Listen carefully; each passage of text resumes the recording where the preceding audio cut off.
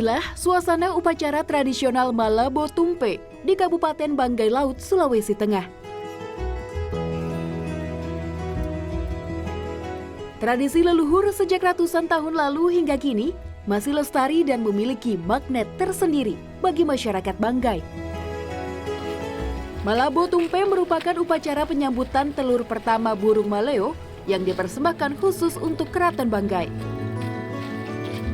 Pengantaran telur dari Kabupaten Batui untuk Keraton Banggai memiliki filosofi sejarah yang diwariskan oleh para leluhur Banggai. Ahmad Abu Hajim, keturunan Raja ke-15 dan Panglima Keraton Banggai ini mengungkapkan sejarah warisan budaya pengantaran telur pertama burung maleo untuk Raja Banggai. Usul burung maleo ini itu ada seorang raja yang kita namakan Raja Adi Cokro. Itu ketika dia dari Jawa ke sini, ke Banggai, itu titipan leluhur dari Jawa merupakan permainan. Seekor burung, sepasang burung itu permainan. Jadi mainan seperti itu. Nah, kemudian setelah beliau sampai di Banggai, ternyata di Banggai, khususnya Pulau Banggai ini, itu tidak ada tempat bisa bertelur. Dinegosiasikan dengan saudara yang ada di Batui, karena tempatnya di sana itu di Bangkiriang, pasirnya itu kan hitam. Nah, di sana dia cocok untuk bisa bertelur burung tersebut. Nah, maka diserahkan ke saudara yang ada di Batui burung itu. Mereka pelihara kemudian bertelur dengan catatan sesuai janji telur pertama itu harus dibawa ke Banggai. Uniknya, baik masyarakat Batui maupun Banggai Laut percaya adanya bencana yang melanda jika telur burung pertama dikonsumsi terlebih dahulu oleh masyarakat Batui.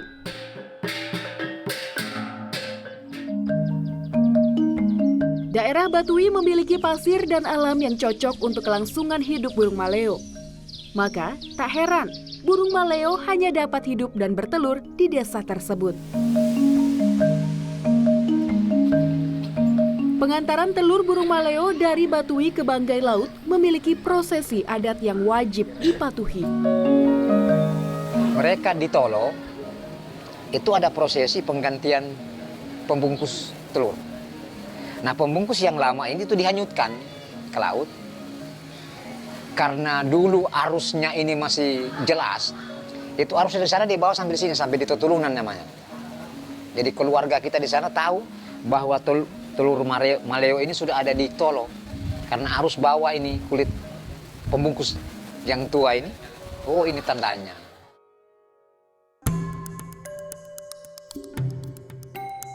Sementara itu, Didik Prajoko, sejarawan Universitas Indonesia dan peneliti Kota Banggai mengungkapkan prosesi adat tersebut dipercaya dapat membawa keberkahan. Nah, itu telur itu kan dibungkus dulu ya dengan daun. Ketika dari desa itu dibungkus daun. Nah, ketika mau diantar ke Istana Banggai tadi, bungkus yang pertama ini dibuang ke laut. Nah, kemudian ini dibungkus lagi dengan daun palem itu. Nah, nanti dipercaya bahwa bungkusan yang pertama ini akan berlayar menuju Banggai lebih dulu daripada kapal yang akan datang. Sehingga itu memberitahu kepada penduduk di Banggai bahwa ini rombongan Malabo Tumpe akan hadir. Dan memang kegiatan ini harus dilaksanakan gitu ya. Ya, mereka percaya bahwa dengan melaksanakan kegiatan Malabo Tumpe ini tadi seperti disampaikan ya, keberkahan, ya, keberhasilan, dijauhkan dari bencana dan seterusnya. Sebagai pewaris budaya yang mulia, adalah sebuah kewajiban bagi masyarakat Banggai untuk saling bahu-membahu menyatukan tekad, melestarikan, dan mewujudkan amanah Malabo Tumpe atau penjemputan telur burung maleo. Burung maleo adalah maskot kebanggaan Kabupaten Banggai. Amanah yang mendarah daging dari para leluhur antara masyarakat Batui dan Banggai Laut memiliki pesan dan komitmen untuk menjaga kebesaran negeri Banggai.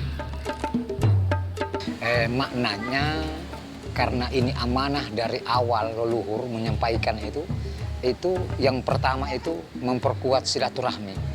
karena ini Batui sama Banggai ini bersaudara, keluarga besar, sehingganya untuk tidak memutuskan silaturahmi ini lewat telur ini, itu kan ada ikat merah. Itu telur yang pertama memang. Dari Batui itu mereka taruh tanda ini untuk telur pertama. Itu dikumpul, itu ada ikat merahnya. Seperti itu. Kalau yang lain ini mengikut, tapi ini ikat merahnya itu. Telur burung maleo memang menjadi simbol silaturahmi antar kabupaten secara turun-temurun. Namun, kelangsungan hidup burung maleo menjadi perhatian pemerintah daerah. Telur burung maleo yang selalu dinanti dan dikonsumsi setiap 1 tahun sekali sempat menjadi kontroversi karena keberadaan burung maleo yang terancam punah. Namun, sesuai peraturan bersama dan UUD 1945, pasal 18B ayat 2 yang berbunyi, negara mengakui dan menghormati kesatuan-kesatuan masyarakat hukum adat beserta hak-hak tradisionalnya sepanjang masih hidup dan sesuai dengan perkembangan prinsip negara kesatuan Republik Indonesia. Maka, tradisi Malobo Tumpe hingga kini tetap dilestarikan. Burung itu memang langka, burung ini langka kalau di sini. Dan sekarang dilindungi. Ya cuma namanya burung kan, kalau dia terbang itu pindah, akhirnya jauh kan, seperti itu. Cuma masih dilindungi. Kemudian sudah dibuatkan penangkarannya juga. Tak hanya memiliki warisan budaya yang unik dan menarik, Keraton Banggai pun menyimpan sejarah kerajaan sejak tahun 1600 yang menarik untuk ditelisik. Lantas, ada keterkaitan apa antara kerajaan Ternate dan kerajaan Banggai?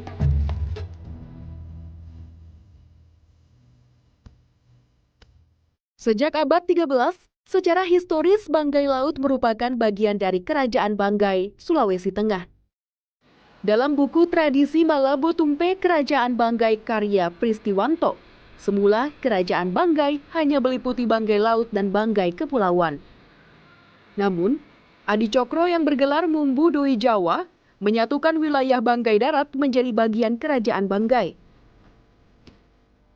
Adi Cokro dikenal sebagai panglima perang dari kerajaan Ternate yang pernah menikah dengan putri Portugis dan dikaruniai seorang putra bernama Mandapar. Prince Mandapar inilah yang dikenal sebagai raja pertama kerajaan Banggai pada tahun 1600.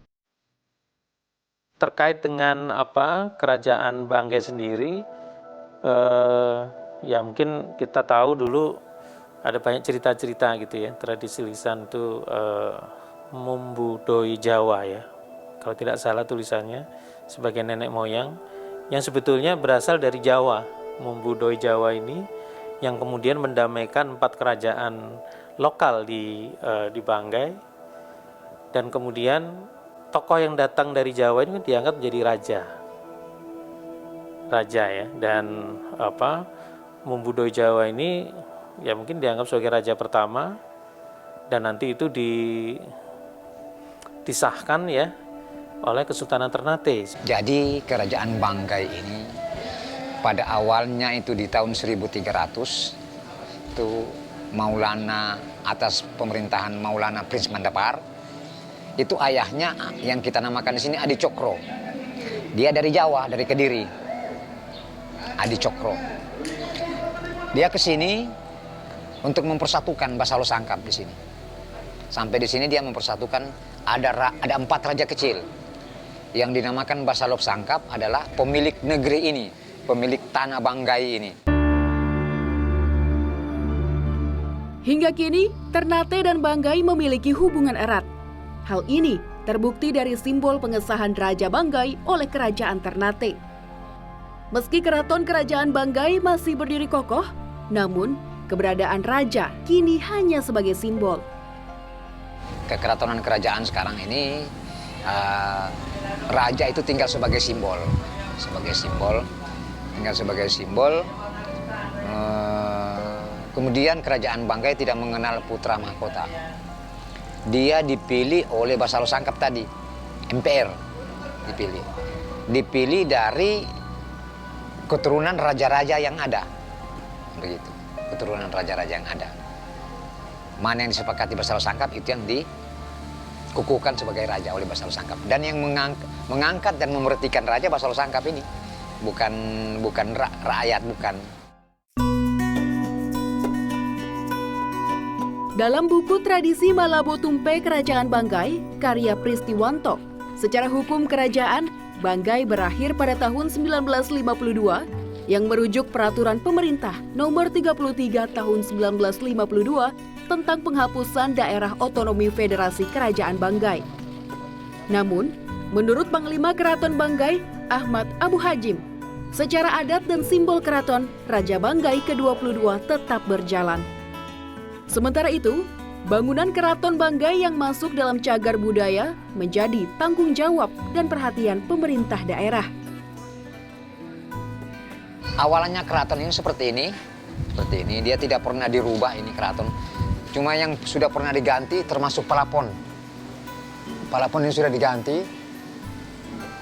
Kemudian atap ada berapa lembar itu yang sudah pernah diganti karena sudah terlalu lama kan. Kalau yang lain ini belum ada. Lantai ini sudah pernah direnovasi karena sudah ada yang keropos-keropos maka direnovasi.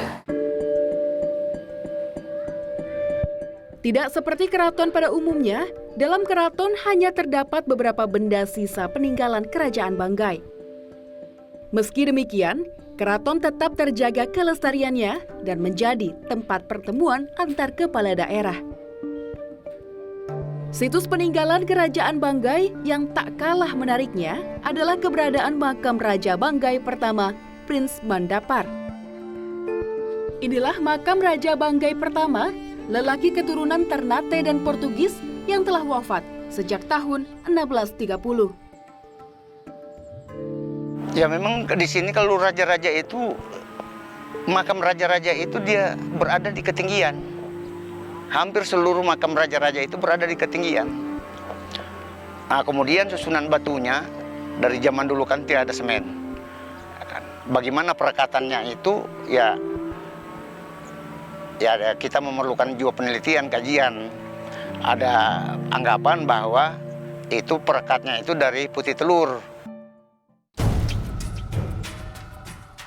Makam raja yang terbilang unik ini tampak sepi pengunjung.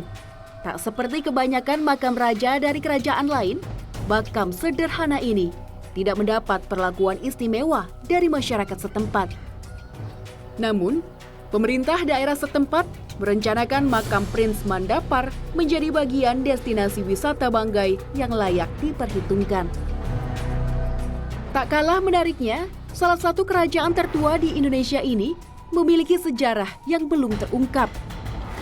Letak geografis Banggai yang dikelilingi oleh kepulauan menjadi jalur perdagangan antar beberapa negara. Dari hubungan perdagangan antar negara inilah, Banggai memiliki peninggalan keramik Cina. Seperti apakah sejarah peninggalan keramik Cina tersebut?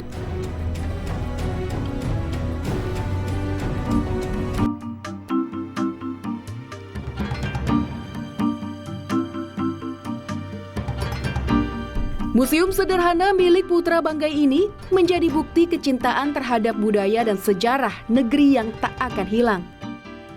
Adalah Burhan Labello, pendiri Museum Keramik dan Peninggalan Negeri Cina yang pernah singgah dan menjadi bagian dari Banggai.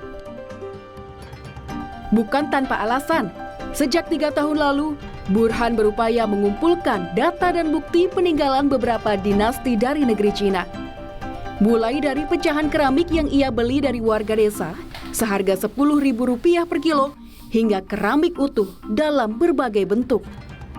Jadi memang saya punya kewajiban, Mbak ya. Punya kewajiban kenapa? Dari waktu ke waktu nanti negeri kita kehilangan identitas jati diri. Jadi kenapa saya katakan kehilangan jati diri? Karena banyak harta yang terpendam di negeri ini. Seperti yang saya punya inisiatif untuk menyimpan kembali sejarah itu.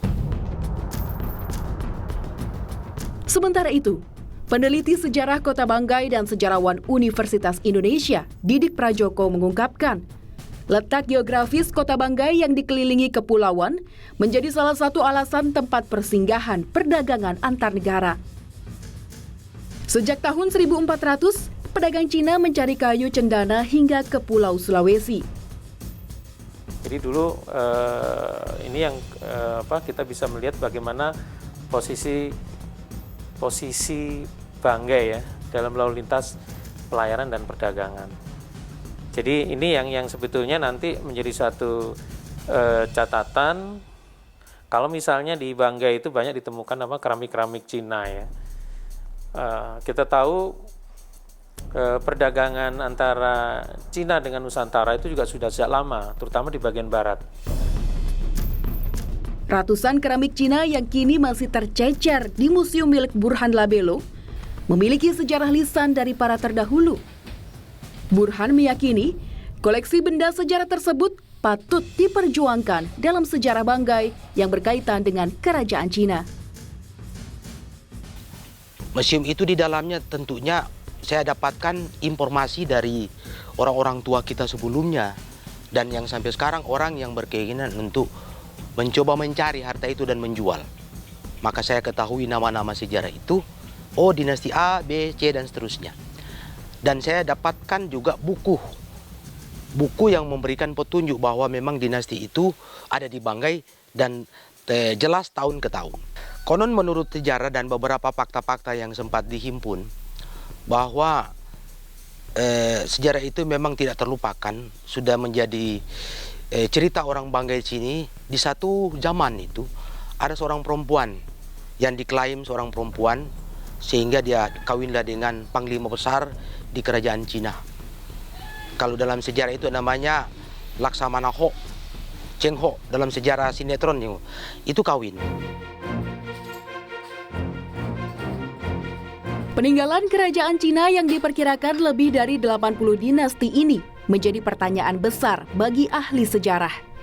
Butuh proses dan penelitian lebih lanjut untuk membenarkan bahwa keramik tersebut memiliki keaslian corak dan motif kerajaan Cina. Sebetulnya kalau peninggalan-peninggalan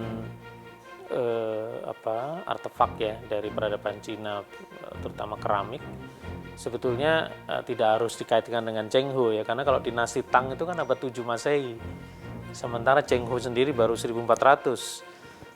Ya, 1400 itu ya sekitar awal abad ke-15.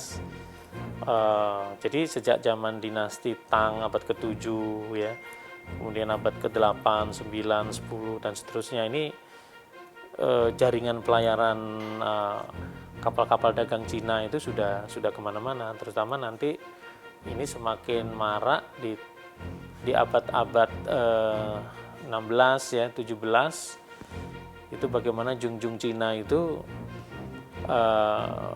berlayar ya, mencari komoditas-komoditas yang mereka bisa jual ke daratan Cina.